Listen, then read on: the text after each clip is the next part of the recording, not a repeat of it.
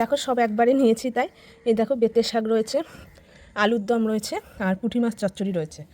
সব একেবারে জগা খিচুড়ি এই কারণেই হয়ে গেছে, যেহেতু সব আমি ছাদে খেতে আসবো, তো একবারে নিয়ে এসেছি দোতলায়। আর এই যে বেতের শাক, এই যে পুঁটি মাছ, আর এই যে আলুর দম। আজকে যে রোদে খাবো বলে ভাত নিয়ে এসেছি উপরে, আর দেখো সেরকম রোদ নেই, একটু মেঘলা আকাশ। এইবার শীতে সেরকম এখনও মানে মেঘলা আকাশ করেনি, আজকেই করেছে। আর আজকে আমি ভাত উপরে নিয়ে এসেছি খাবো বলে। আর আলুর দম খেতে আমার ভালোই লাগে। আর আমাদের বাড়িতে না শীত বলো গরম বলো অল টাইম রোদ থাকে। অনেকের থাকে না যে শীতে রোদ কম থাকে, গরমে বেশি থাকে। আমাদের আবার সেটা না, আমাদের বাড়িতে শীত বলো গরম বলো সবসময়তেই মানে কড়া রোদ থাকে।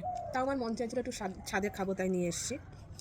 কিন্তু দেখো আজকে রোদটা কম, আমার মাথার এই সাইড দিয়ে দেখলেই বুঝতে পারবে। আমাদের উঠানেও বসা যেত, আমি ছাদে বসলাম, বসে খাচ্ছি আর তোমাদের সাথে ভিডিও শেয়ার করলাম।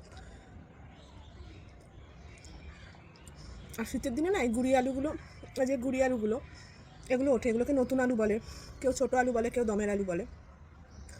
আর আমাদের বাড়িতে ভিডিওতে এবার প্রায় শীতে দেখতে পাবে গুঁড়ি আলুর দম হচ্ছে। তা আজকে ভিডিওটা তোমাদের কিরম লাগলো অবশ্যই জানাবে। আজকে কার বাড়িতে কী কী লাঞ্চের মেনু হয়েছে কমেন্ট বক্সে অবশ্যই জানাতে ভুলবে না কিন্তু।